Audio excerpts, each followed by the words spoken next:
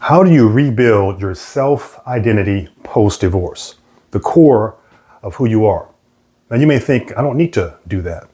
Well, really you do, because during the time that you were married, the flow of your life revolved around being married and probably revolved around your ideal that you'll be successfully married long term. Depending on what your background is, divorce can be one of the most painful experiences you have in your life, especially if your family background honored marriage, valued marriage. If your religious background taught you that once you get married, you stay married until death. So going through the process of divorce can be a major failure for you. How do you reestablish your identity? Here is how you do it. There's three components of your identity, who you are. It's your ideals, your beliefs, and your values. Your ideal was that you be together long term. Your belief, probably, if you're anything like me, was that you could compensate for holes in your relationship by doing things God's way, by doing your absolute best. Later on, you discover what the truth of that is. Your value, which you've already exercised, is your ability to commit. Commit to a relationship, commit to something long term.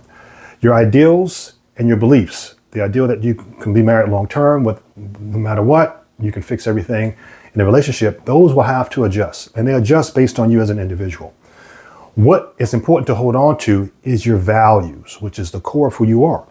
Your value is your ability, willingness to commit. Don't allow that to be taken from you, regardless of how painful your divorce may be or how you may feel about your previous relationship right now. The fact that you are willing to give your best in a committed relationship is a value that should not be exchanged for anything else. Here is what you do to avoid losing your value. Avoid the pitfall of casual dating just to build up your self-worth, build up your self-esteem, to make yourself feel like you've still got it. And that applies to both a man and a woman. Okay, that's number one.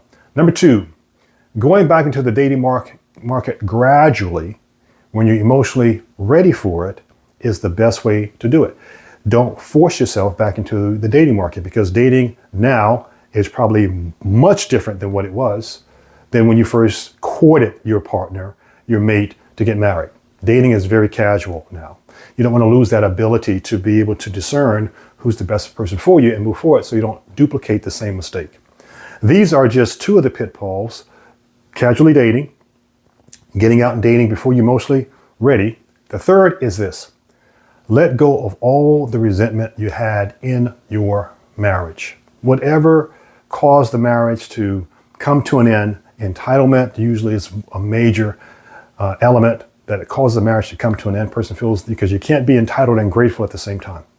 And you want gratitude. That's how relationships grow. Entitlement causes relationships to die.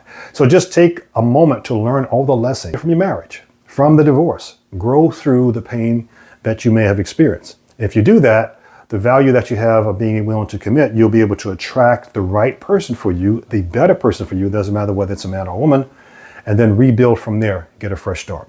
Those are the thoughts for the day, and I want to wish you all the blessings and success you deserve. And I guarantee you, if you use these, your life will be so much smoother post-divorce, retaining your self-esteem and your self-confidence. God bless.